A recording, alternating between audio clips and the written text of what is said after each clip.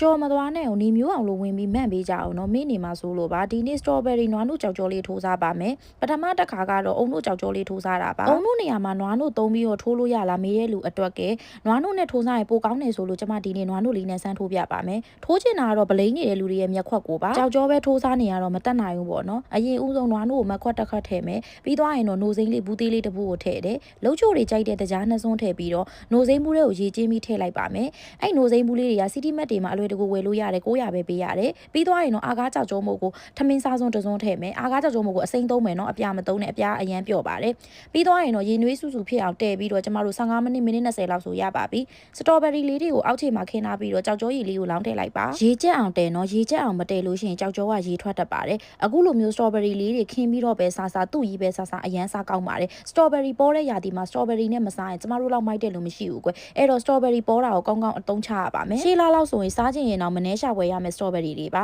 ကဲပြီးပြီဆိုရင်တော့အေးခံထားပါမယ်ကျမကတော့အပြင်မှာ3နာရီ4နာရီလောက်အေးခံလာရင်အခုလိုလှပပြီးအရန်ရတာရှိတယ်စတော်ဘယ်ရီနွားနို့ကြောက်ကြောလေးရပါပြီအမြင်လေးလက်ဆန်းနဲ့စားလို့လည်းအရန်ကောင်းတယ်အရသာလုံးမထိမိကွေပါလှုပ်ရှားကြည့်ပါအရန်လွယ်ပါတယ်တတနောက်ဗလော့တွေမှာတွေ့မယ်